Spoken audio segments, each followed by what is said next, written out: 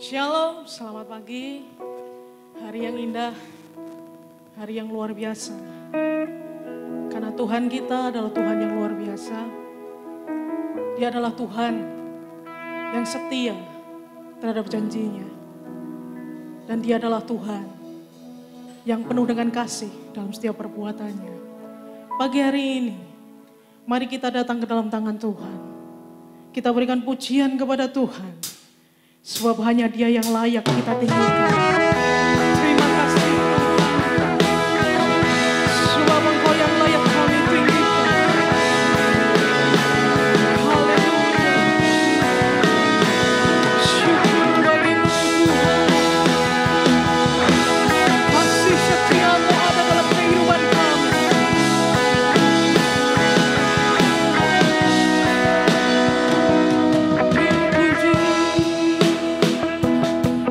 Hormat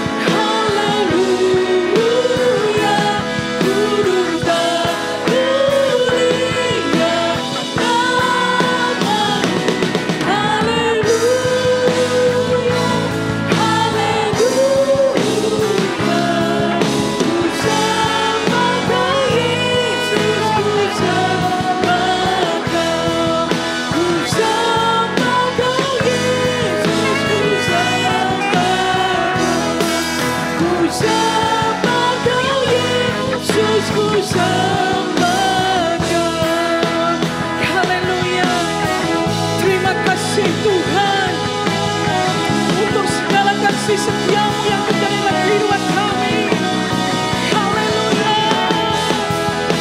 Allah yang luar biasa Tuhan. Terima kasih untuk segalanya.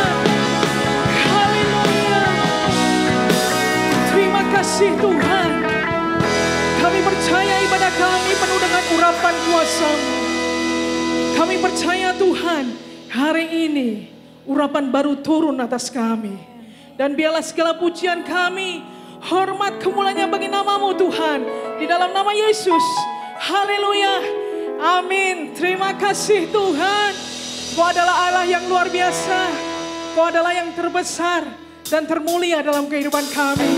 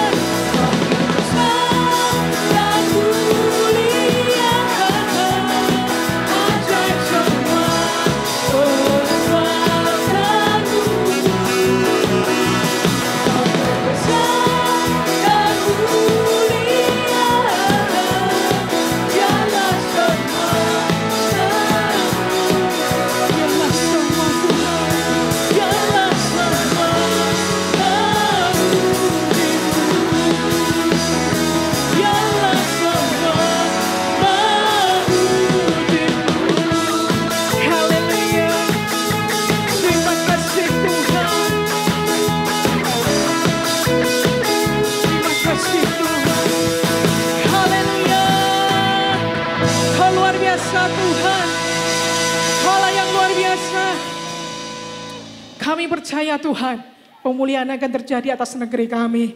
Kami percaya Tuhan, jika kami menyatukan hati kami, Engkau pencipta segalanya, Engkau yang menguasai bumi ini, akan memberikan kejamahan, akan berikan perubahan dalam kehidupan kami. Terima kasih Yesus. Haleluya.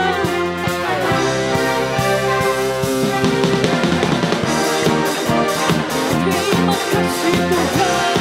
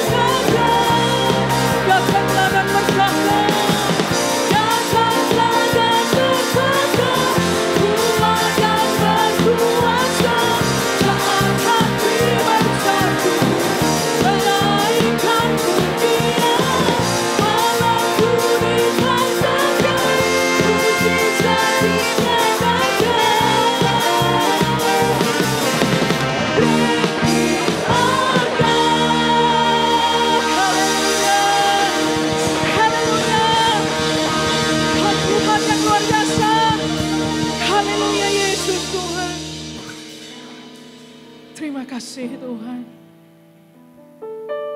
Terima kasih untuk segalanya.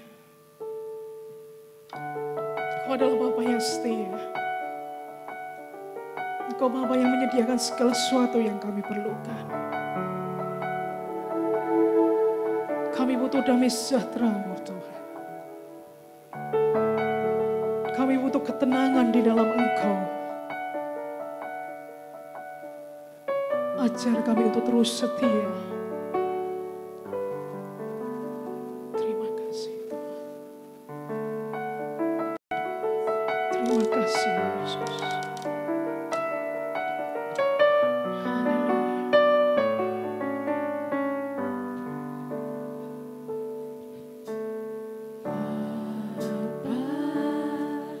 Kau setia, Bapa,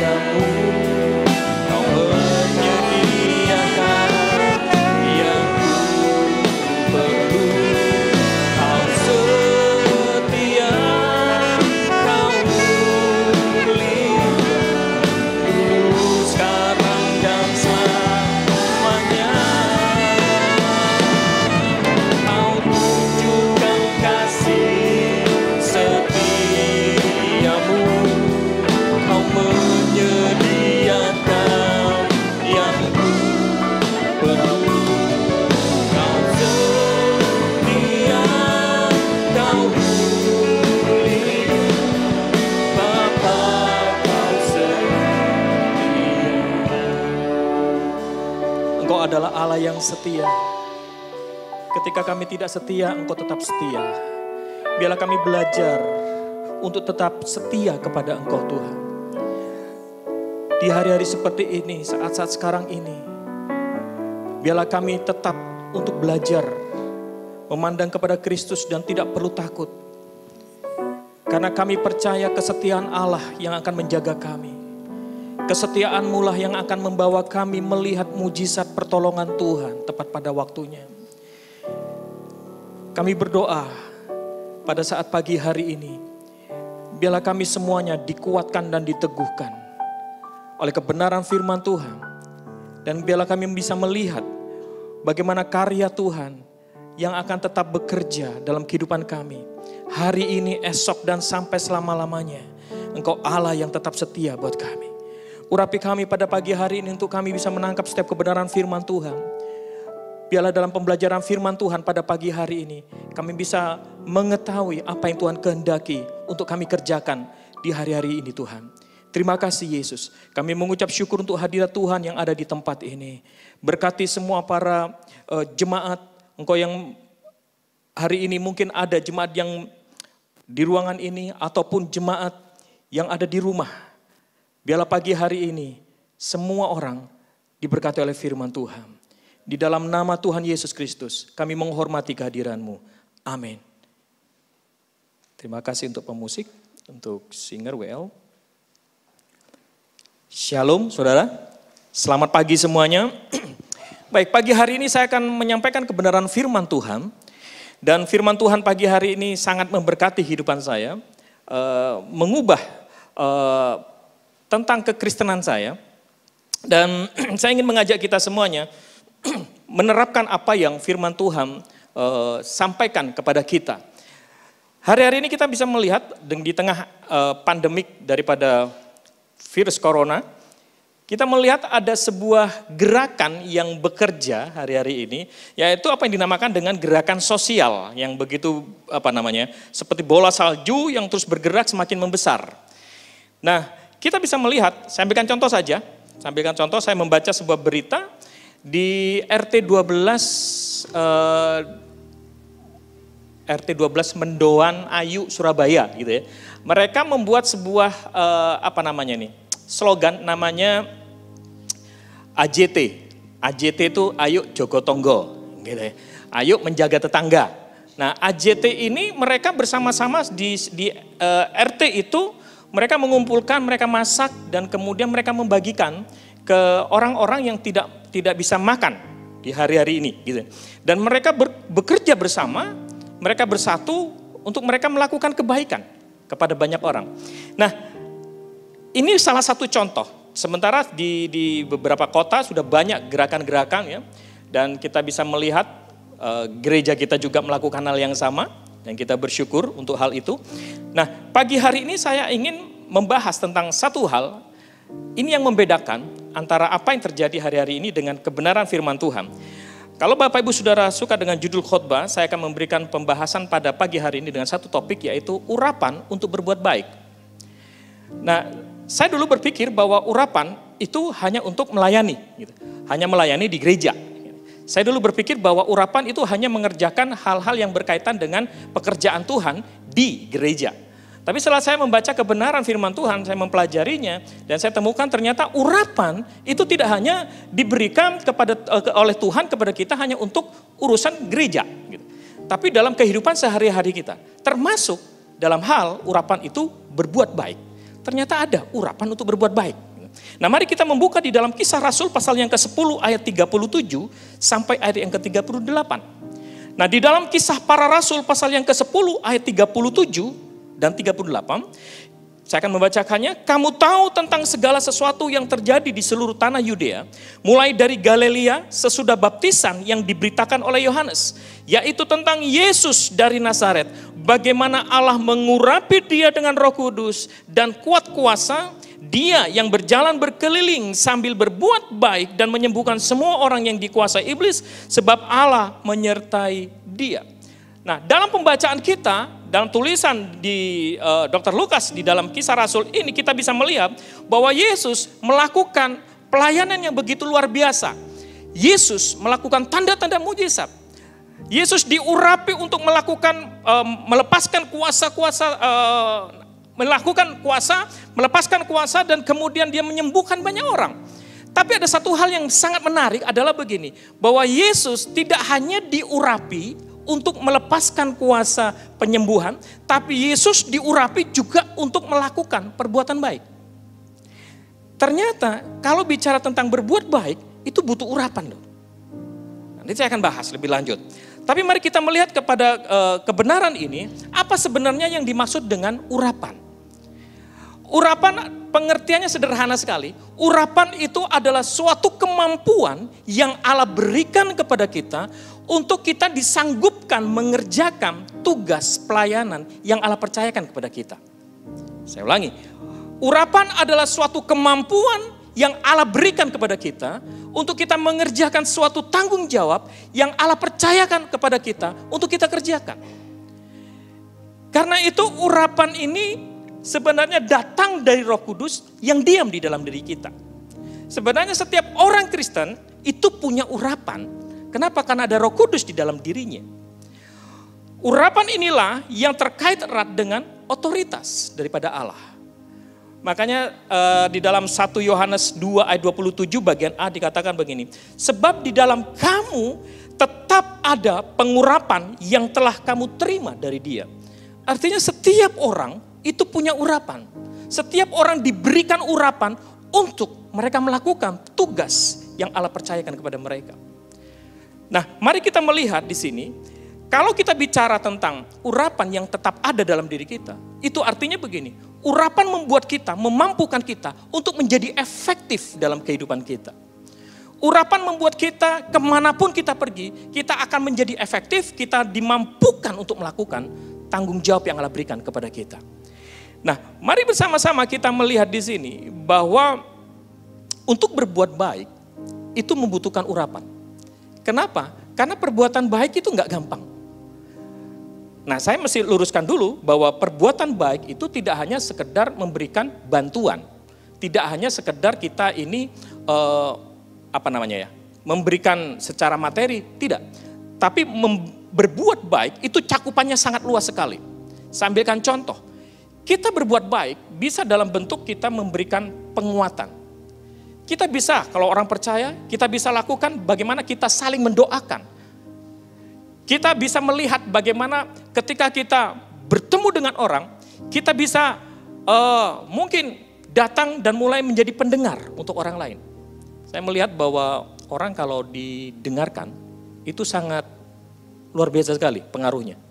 Karena itu Bapak Ibu Saudara, betapa penting kita melihat bahwa jangan berkecil hati. Kalau mungkin begini, saya nggak punya dana untuk saya berikan. Tapi saudara punya kemampuan untuk mungkin begini disanggupkan oleh Allah. Untuk saudara duduk bersama-sama dengan seseorang yang mungkin dia berkeluh kesah kepada saudara. Dan saudara dengarkan, itu juga perbuatan baik. Ketika saudara mungkin bertemu dengan orang dan orang itu mungkin mengalami pergumulan-pergumulan. Dan saudara mendoakan orang tersebut akan nyaman dengan kehidupan saudara. Nah, mari kita bisa melihat di sini bagaimana kita bisa melakukan banyak hal tentang perbuatan baik.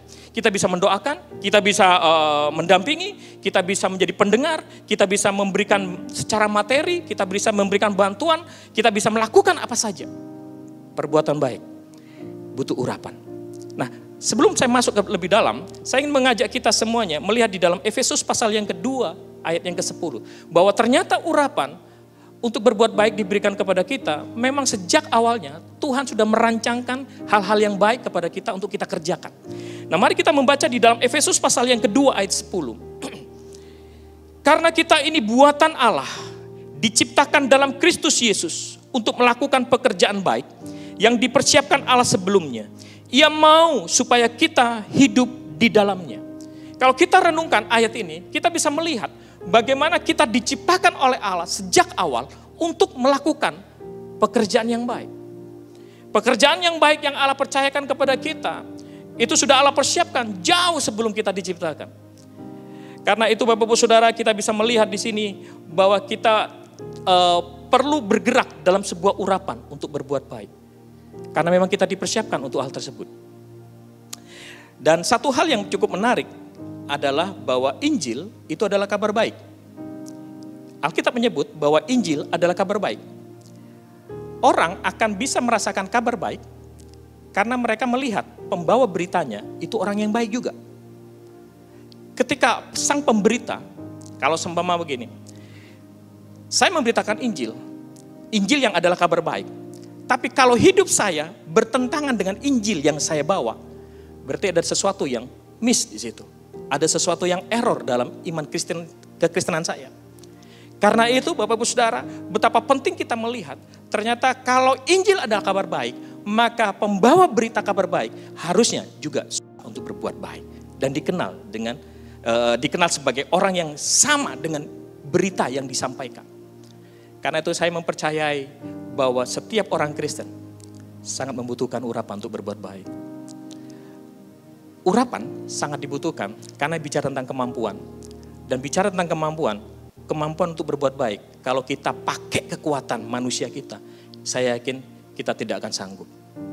Apalagi berbuat baik setiap hari. Apalagi berbuat baik sama orang yang menjengkelkan.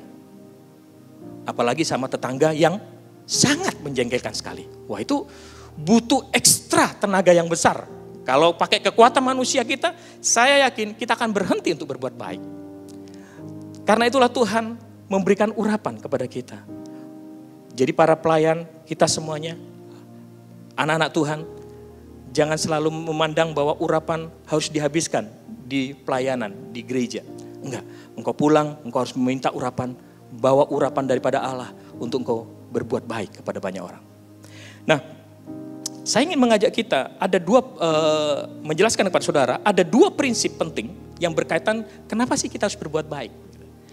2 prinsip penting ini berkaitan dengan perbuatan baik adalah yang pertama begini. Mengapa saya harus berbuat baik? Yang pertama adalah begini, bahwa berbuat baik itu merupakan gaya hidup ilahi. Berbuat baik itu merupakan gaya hidup kerajaan Allah. Artinya begini, kalau kita bicara tentang sebuah gaya hidup, itu adalah sebuah pola kebiasaan. Jadi pola atau kebiasaan di kerajaan Allah itu adalah berbuat baik. Sebenarnya perbuatan baik itu merupakan manifestasi atau pancaran dari sukacita, kebenaran, kerajaan Allah yang tinggal dalam diri kita sebenarnya. Ketika kita berbuat baik, kita sedang memancarkan apa yang sebenarnya ada dalam diri kita, yaitu kerajaan Allah yang tinggal dalam diri kita. Makanya begini, Bapa kita yang di sorga disebut sebagai Bapa yang sangat baik. Matius pasal yang kelima ayat yang ke-45 berkata begini, kebaikan Allah Bapa kita terlihat dari apa? Dia mencurahkan hujan dan memberikan matahari itu kepada semua orang. Baik orang yang percaya sama Tuhan sama yang enggak. Disitulah kita bisa melihat kebaikan daripada Allah Bapa kita. Nah, kalau kita gagal memanifestasikan kebaikan Allah, kalau kita gagal berbuat baik kepada banyak orang dalam kehidupan kita, maka kita akan gagal mempresentasikan Allah kita yang baik. Orang Kristen paling jago itu kan kalau dalam satu pujian lagu yang paling familiar, ya, God is good all the time, ya, selalu berkata, wah bagus, Allah kita baik. Nah, kalau cuma kita berputar di sebuah gereja, dalam artian dalam sebuah gedung gereja, tapi kita keluar tidak menyatakan kebaikan Allah melalui perbuatan baik kita, maka ada sesuatu yang mungkin kita perlu evaluasi kembali iman percaya kita. Kenapa? Karena kehidupan kita itu sebenarnya sedang mempresentasikan gambaran daripada Allah Bapa kita yang baik. Orang melihat, oh Allahnya orang Kristen itu baik. Nah, mari kita bisa bersama-sama kita melihat di sini bahwa ternyata kalau kita berbuat baik, perbuatan baik kita ini bukan sebuah perbuatan baik yang dalam sebuah artian bahwa kita berbuat baik itu karena kekuatan manusia kita, tapi sebenarnya karena ada kekuatan Allah yang ada dalam diri kita. Perbuatan baik yang Allah maksud di sini adalah perbuatan baik yang bukan sekedar sebuah perbuatan moral atau etika atau sebuah bantuan, tapi lebih daripada itu. Karena itu kan kita membutuhkan sekali urapan daripada Roh Kudus untuk berbuat baik. Prinsip yang kedua, kalau yang tadi yang pertama bahwa berbuat baik itu merupakan gaya hidup kerajaan Allah. Begitu kita gagal berbuat baik, kita sedang tidak menghidupi kerajaan Allah, gaya hidup kerajaan Allah. Mari bersama-sama kita belajar untuk menghidupi gaya hidup kerajaan Allah. Dengan cara apa? Salah satunya berbuat baik. Yang kedua, prinsip yang kedua, karena kesempatan untuk berbuat terbaik itu terbatas, maka kita perlu mencari kesempatan atau menggunakan setiap kesempatan yang ada dengan baik, dengan semaksimal mungkin. Saya ingin mengajak saudara untuk melihat begini, bahwa setiap orang pasti punya kesempatan, dan kesempatan-kesempatan itu kadang terbatas. Disitulah kita harus mulai peka dengan tuntunan Roh Kudus, untuk Roh Kudus mengarahkan kita. Kita harus peka pada tuntunan Roh Kudus dalam artian begini, kalau Roh Kudus menggerakkan kita untuk menolong seseorang, doakan orang itu. Lakukan itu. Kalau Roh Kudus berkata ketemu dengan satu orang, dan itu kesempatan yang sangat terbatas sekali. Saya ambilkan contoh kesempatan terbatas begini. Kalau Bapak Ibu berjumpa dengan satu orang dalam satu kali pertemuan, dan setelah itu saudara nggak ketemu sama sekali, dan di saat itu saudara digerakkan oleh Roh Kudus, disuruh Roh Kudus untuk mendoakan orang itu, karena orang itu sedang bergumul dengan sebuah persoalan, dan kita tidak melakukan, maka kita akan kehilangan kesempatan itu, dan mungkin kita nggak akan ketemu lagi dengan orang tersebut. Karena itu Bapak Ibu Saudara, ketika Bapak Ibu Saudara entah ada di bank, entah ada di sebuah tempat dimanapun engkau ada melakukan satu pertemuan, tiba-tiba ada orang yang berkata begini, bisa doain saya enggak? Saya lagi ada pergumulan. Dan Roh Kudus berkata pada saudara, doakan. Doakan aja.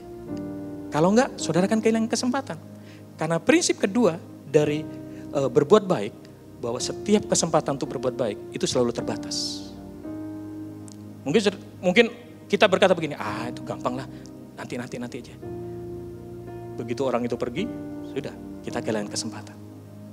Karena itu, karena kesempatan berbuat baik sangat terbatas, pekalah dengan Roh Kudus. Pekalah dengan Roh Kudus. Bahkan di dunia kerja kita akan diperhadapkan dengan hal tersebut. Tapi mari kita belajar peka kepada Roh Kudus.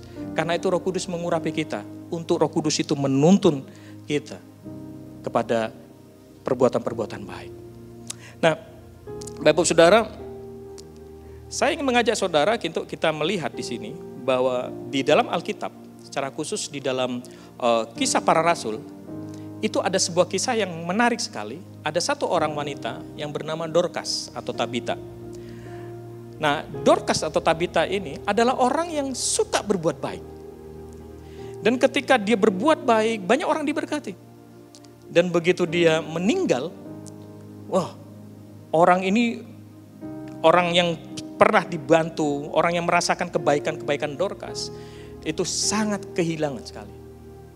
Dan di dalam Kisah Rasul dikatakan bagaimana mereka merasakan kehilangan sangat besar. Dan kita bisa baca di dalam Kisah Rasul pasal yang ke-9 ayat 36, di situ terjadi mujizat, Dorcas dihidupkan.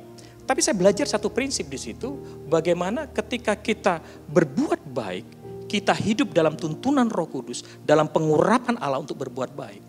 Perbuatan baik kita itu bukan sebuah pencitraan sebenarnya, tapi perbuatan baik kita itu akan menggema dan itu akan membuat orang bisa mengenal Kristus. Makanya orang mulai melihat dan merasakan kebaikan Tuhan melalui hidup kita. Dan Bapak Ibu Saudara, mari saya ingin ajak kita semuanya untuk kita gunakan urapan yang Tuhan berikan kepada kita untuk kita berbuat baik. Nah, menjadi pertanyaan begini, di mana saya harus berbuat baik? Saya akan menjawab dengan hal yang paling utama, mulailah dari rumah. Berbuat baik perlu dimulai dari rumah. Mari kita coba baca di dalam 1 Timotius pasal yang ke-5 ayat yang ke-8. 1 Timotius pasal yang ke-5 ayat yang ke-8 berkata begini. Tetapi jika ada seorang yang tidak memeliharakan sanak saudaranya, apalagi seisi rumahnya, orang itu murtad dan lebih buruk dari orang yang tidak beriman. Di sini dituntut untuk anak Tuhan, secara khusus para suami, untuk memeliharakan satu keluarga, sanak saudaranya. Kalau enggak, dikatakan di situ, ia murtad, lebih buruk daripada orang yang tidak beriman. Dengan kata lain, bagaimana sebenarnya firman Tuhan mengajarkan, ayo berbuat baiklah kepada orang yang di rumah. Ada yang melihat sisi positif dari pandemik, mereka berkata begini, oh enak, kalau pas pandemik seperti ini semua orang dirumahkan. Ya, luar biasa loh Bapak Ibu. Musuh yang gak kelihatan itu sanggup merumahkan seluruh dunia. Itu luar biasa sekali. Orang di dunia ini semua dirumahkan, hanya gara-gara virus satu ini yang gak kelihatan. Dan ternyata ketika orang mulai mengalami bagaimana dirumahkan, orang mengambil sisi positifnya. Bagus kalau dirumahkan, lebih akrab. Kalau yang mungkin yang Kristen semakin giat untuk mesbah, doa atau macam-macam lah. Gitu. Nah tapi di sisi lain, kita bisa melihat ternyata angka kekerasan ini juga ikut naik juga. Gitu. KDRT juga naik. Kenapa? Karena ada pria-pria, wanita yang tidak terbiasa memiliki hubungan yang dekat, begitu dirumahkan, mereka stres. Dan karena stres, tidak punya hubungan yang dekat dengan pasangannya, mulai memperlakukan pasangannya dengan kasar. Makanya KDRT naik di situasi pandemik. Kemarin ada satu tagline dari sebuah televisi berkata begini, pandemik corona memperlihatkan sisi asli keburukan seseorang. Wah. Jadi saya pikir-pikir, ya juga ya. Orang kalau nggak punya hubungan satu sama lain dalam satu rumah, itu mulai kelihatan tuh aslinya. Apalagi kalau sama suami atau istri gila kerja. Kebiasaan pelariannya ke pekerjaan, pulang ke rumah, dirumahkan, mulai dia stres. Orang tua dengan anak, apalagi ibu-ibu ya, yang menjadi guru dadakan. Kita bisa melihat, ternyata itu bikin stres. Sangat stres. Apalagi pelajarannya, levelnya sudah jauh berbeda. Apa yang dulu pernah diajar di sekolah, yang sekarang udah nggak laku lagi gitu ya. Nah itu yang membuat banyak ibu-ibu stres. Dan mulai apa kalau sudah stres? Ya ngamuan ya. Sudah ngamuk gitu kan. Apa aja yang diamuk gitu ya. Ya. Kalau Bapak Ibu tersenyum-senyum ini mungkin melihat sendiri siapa yang jadi korban gitu ya. Tapi yang pasti adalah begini. Karena situasi seperti ini. Wah, orang menjadi lupa bahwa kamu diurapi untuk berbuat baik. Perlakukan pasanganmu dengan baik. Perlakukan anakmu dengan baik. Perlakukan anggota keluargamu dengan baik. Ya, saya percaya para pria, para bapak-bapak gitu ya, di tempat ini maupun yang ada di rumah merupakan pria-pria yang ringan tangan untuk membantu istrinya. Amin ya. Kalau istrinya sibuk, nanti bisa bantu cuci piring, cuci baju, nyapu. Anak-anak juga gitu ya. Saling berbuat baik. Saling berbuat baik itu, wow, itu akan keluarga itu jadi harmonis. Menantu berbuat baik sama mertua. Biasanya yang bermasalah itu menantu perempuan, kebanyakan loh ya, kebanyakan. Tapi menantu perempuan bisa berbuat baik sama mertuanya, itu luar biasa. Menantu laki juga baik sama menantunya, sama mertuanya, itu juga luar biasa gitu. Belajar berbuat baik, mulai dari rumah.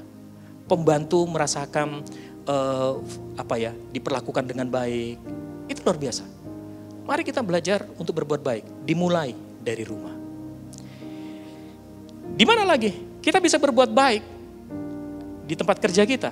Mungkin kita yang masih ada yang kerja masuk kantor. Ya, saya pikir bahwa kita perlu berbuat baik di tempat pekerjaan. Dan saya ingin mengajak kita semuanya melihat kebenaran ini. Bahwa orang bekerja itu bukan hanya untuk cari uang. Tujuannya jangan untuk saya cari uang, saya butuh uang, makanya saya bekerja, saya harus bayar hutang ini, saya harus lunasi ini. Jangan. Tapi lihat kepada jangkauan perspektif ilahi yang lebih luas lagi, bahwa saudara bekerja itu untuk berbuat baik. kebaikan kita di tempat kerja itu akan mempresentasikan Tuhan, sehingga orang lain, dunia kerja kita, orang-orang yang belum mengenal Tuhan, itu akan melihat, oh ini nih orang Kristen, dengan kebaikan yang kita lakukan. Berbuat baiklah. Kepada bos, berbuat baik. Bos kepada anak buah, berbuat baik. Berbuat baik. Berbuat baik bisa juga di gereja, dengan saudara seiman, saling mendoakan, saling menguatkan. Berbuat baik juga bisa dilakukan di sekolah, anak-anak yang sekolah nantinya ya. Saya percaya, saya berdoa supaya cepat selesai pandemik ini dan kita bisa balik ke sekolah lagi dan berbuat baiklah di sekolah, di kampus berbuat baik. Dan yang mungkin kita bisa lakukan adalah berbuat baik dengan tetangga kita. Orang-orang yang belum mengenal Tuhan, kita perlu berbuat baik kepada mereka. Saya nggak tahu saudara punya tetangga yang menjengkelkan atau tidak. Tapi satu hal, kalau saudara di lingkungan RT saudara, di lingkungan perumahan atau di lingkungan di mana saudara tinggal, tiba-tiba di situ ada orang yang sangat menjengkelkan buat saudara. Orang tersebut sebenarnya sedang membutuhkan kebaikan saudara. Jadi saudara ditempatkan di situ, tidak sekedar asal saudara ada di situ. Saya yakin sekali, saudara diletakkan oleh Tuhan di tempat itu, di rumah itu, supaya saudara bisa berbuat baik. Saudara diuji untuk berbuat baik kepada tetanggamu yang menjengkelkan.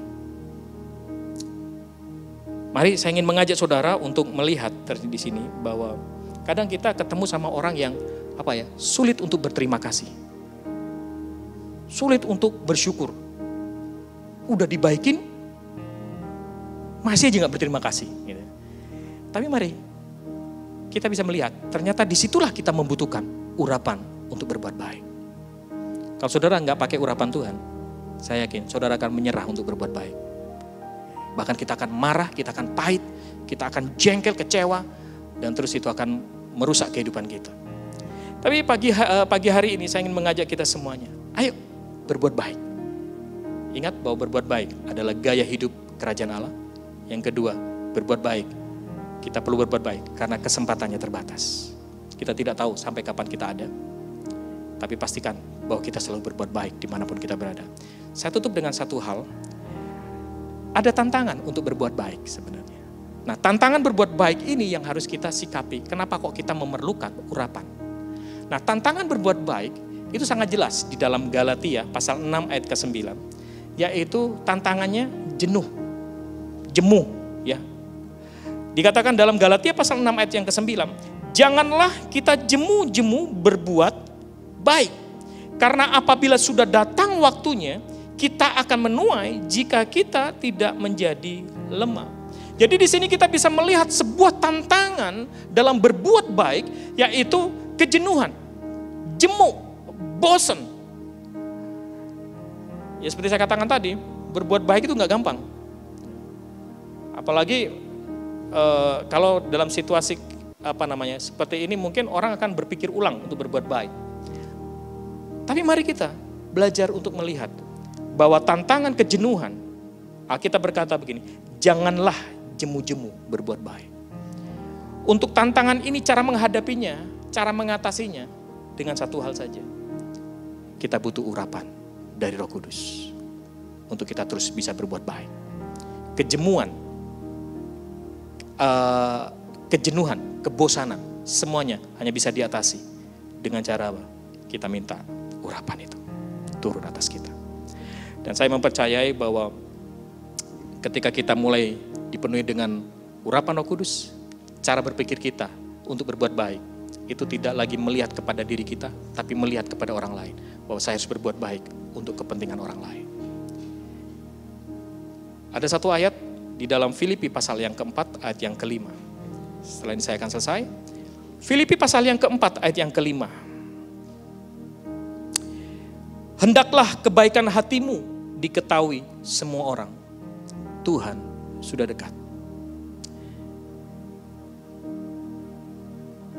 Kita bisa melihat bahwa ternyata kebaikan hati kita, kemurahan hati kita, gaya hidup kerajaan Allah itu harusnya mulai dipertontonkan, diperlihatkan Bukan untuk pencitraan, tidak. Tapi memang itu merupakan gaya hidup kita. Itu merupakan sifat kita yang Allah memang taruh dalam kehidupan kita. Bahwa kita semuanya di dalam Kristus harusnya kita baik. Dan ketika kita di dalam Kristus, kita bisa melihat bagaimana Allah yang baik itu memakai hidup kita untuk kita juga menyatakan kebaikan kepada semua orang. Yang menjadi pertanyaan adalah, apakah kebaikan hati kita sudah diketahui oleh semua orang? Sesuai dengan ayat itu, hendaklah kebaikan hatimu diketahui semua orang. Pertanyaannya, apakah semua orang sudah mengetahui kebaikan hati kita? Sekali lagi, bukan pencitraan. Enggak. Tapi kita memang harus mentaati firman Tuhan. Karena kita juga harus mulai mempresentasikan Allah kita yang baik. Apakah kebaikanmu diketahui semua orang? Bukan berarti saudara dan saya nanti pamer berbuat baik. Bukan itu. Bukan itu.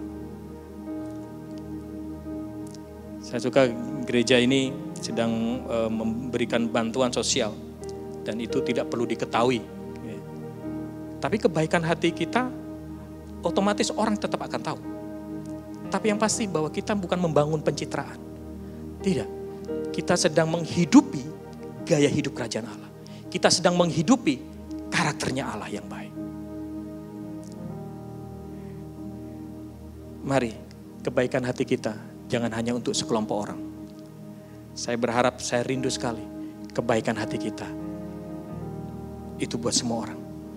Kebaikan hati kita menembusi ras. Kebaikan hati kita menembusi semua agama. Kebaikan hati kita bisa dirasakan semua orang. Tuhan sudah dekat. Karena itu, ayo gunakan waktu-waktu ini untuk kita terus berbuat baik. Supaya orang di luar sana bisa melihat, bisa mengenal Allah yang baik yang kita sembah. Mari pada pagi hari ini, saya tidak perpanjang lebarkan. Saya hanya ingin mengajak kita semuanya kembali melihat bahwa Roh Kudus yang ada dalam diri kita, urapan itu ada dalam diri kita. Kita pakai untuk melakukan perbuatan baik.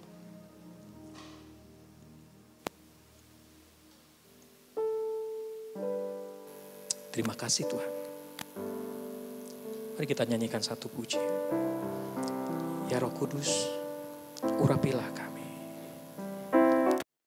Terima kasih Tuhan untuk Roh Kudus yang Kau berikan kepada kami. Sehingga kami bisa mengalami kehidupan yang berbeda.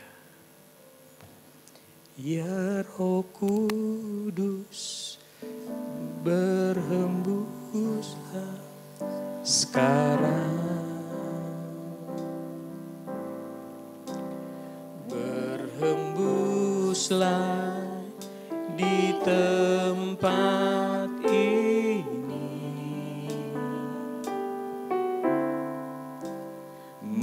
mengalirkan Roh-Mu, membawa kuasa-Mu. Ya Roh Kudus, hadir di sini. Ya Roh Kudus, berhembuslah sekarang. Ya Roh Kudus, berhembus sekarang.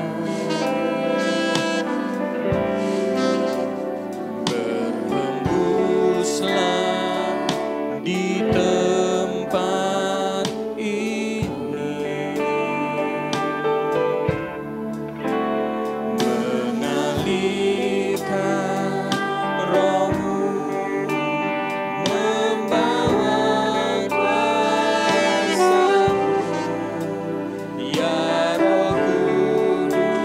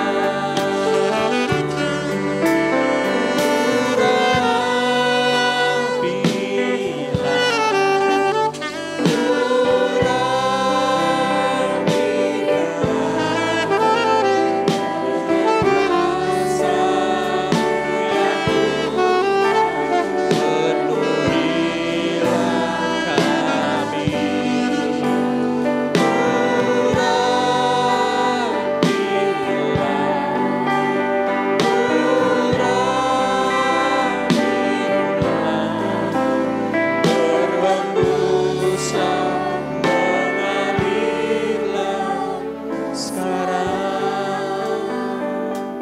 Berhembuslah Roh Kudus, ya Roh Kudus, berhembus sekarang.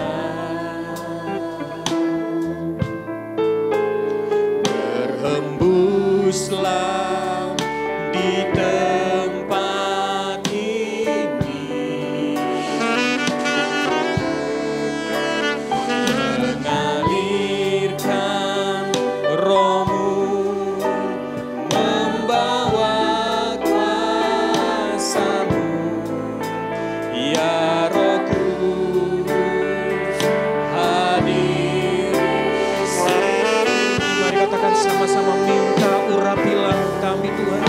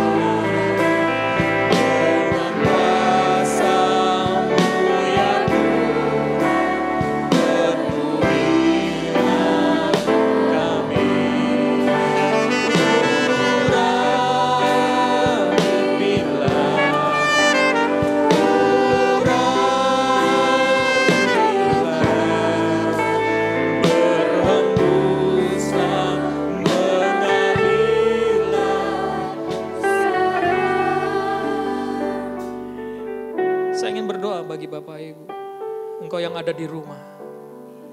Kalau engkau merasa hari ini saya susah berbuat baik sama tetangga saya. Saya sangat susah sekali berbuat baik kepada musuh saya. Jangankan berbuat baik, jangankan memberikan perhatian, saya sulit sekali melepaskan pengampunan. Saya mau beritahu, pengampunan juga adalah perbuatan baik. Saya susah sekali untuk berbuat baik kepada pasangan saya. Saya sulit sekali berbuat baik kepada anak-anak saya, kepada orang tua saya. Hari ini ada kabar baik. Mintalah urapan Roh Kudus yang akan memampukanmu. Ingatlah bahwa Allahmu baik. Kebaikannya Dia sudah nyatakan dalam kehidupanmu. Mari kita belajar berbuat baik. Berjalanlah dalam urapan untuk berbuat baik. Pulihkan orang lain, kuatkan orang lain, dengar orang lain, teguhkan orang lain, bantu orang lain. Meskipun itu bukan orang yang ngeklik dengan Anda. Mungkin itu bukan kelompokmu, mungkin beda agama. Tapi mari urapan Tuhan yang memenuhi hidupmu, engkau dimampukan untuk berbuat baik. Mungkin kepada semua orang yang mungkin tidak sepaham dengan dirimu. Karena Tuhan mau pakai hidupmu untuk menyatakan, mempresentasikan Allah Bapa kita yang baik.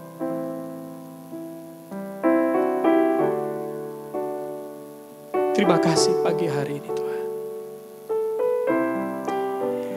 Kalau ada di antara Bapak Ibu Saudara, baik di tempat ini maupun di rumah, engkau merasa kesulitan untuk berbuat baik. Dan kau beralasan, ini karakter saya seperti ini. Enggak.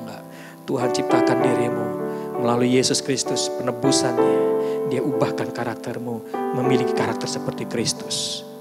Kristus suka berbuat baik. Allah kita juga berbuat baik. Dan dia tidak pernah berhenti berbuat baik. Dan dia ingin semua orang mengenal karakternya, mengenal dirinya melalui kehidupan kita. Kalau Anda kesulitan untuk berbuat baik, taruh tanganmu di dadamu. Saya pengen berdoa pagi hari ini. Engkau yang ada di rumah, taruh tanganmu di dadamu. Tuhan, aku berdoa pada pagi hari ini untuk setiap tangan-tangan yang terletak di dada mereka. Mereka mungkin merasa sulit untuk berbuat baik. Mungkin kepada tetangga, kepada pasangan, kepada anggota keluarga yang lain, atau kepada musuh mereka. Pagi hari ini aku berdoa, Engkau yang telah mencurahkan Roh Kudus-Mu kepada kami. Engkau yang telah meletakkan Roh Kudus itu dalam roh mereka. Biarlah urapan itu turun atas hidup mereka. Memampukan mereka untuk berbuat baik. Bahkan kebaikan mereka melampaui daripada perbuatan jahat orang lain. Pagi hari ini, biarlah kami dikenal sebagai orang-orang yang berjalan dalam pengurapan Tuhan, yang suka untuk berbuat baik. Karena waktu Tuhan sudah sangat dekat sekali. Dan biarlah dalam kebaikan yang Kau mampukan kami untuk lakukan Tuhan, kami bisa memberitakan kabar baik Yesus Kristus, keselamatan itu bagi semua orang. Dan hidup kami yang mampu berbuat baik, itu akan selaras dengan berita Injil-Mu. Tuhan akan menolong setiap anak-anak-Mu Tuhan. Pagi hari ini, mereka meletakkan tangan di dada mereka. Kemampuan daripada Tuhan turun, urapan itu turun. Sehingga mereka disanggupkan untuk berbuat baik. Disanggupkan untuk berbuat baik kepada keluarga mereka, kepada pasangan, kepada anak-anak, kepada mertua, kepada menantu, kepada tetangga, kepada rekan-rekan di dunia kerja mereka, kepada siapapun Tuhan. Sehingga setiap orang yang bersentuhan dengan hidup mereka akan berkata, aku merasakan hal yang berbeda dari hidupmu. Aku merasakan ada kasih yang mengalir dari hidupmu. Dan aku pengen tahu mengapa kamu bisa seperti itu. Dan itulah kesempatan untuk anak-anakmu akan berkata, Yesus yang telah mengubahkan hidupku. Yesuslah keselamatan yang membawa aku mengalami hal seperti ini. Tuhan, Engkau berkati anak-anakmu. Di masa pandemi corona ini, biarlah kebaikan itu, terang Tuhan, itu akan nyata. Dimanapun mereka berada, kehidupan mereka akan memberi pengaruh besar. Terima kasih untuk pagi hari ini Tuhan. Kami menyerahkan hidup kami sepenuhnya kepada Engkau. Di dalam nama Tuhan Yesus Kristus. Di dalam nama Tuhan Yesus Kristus.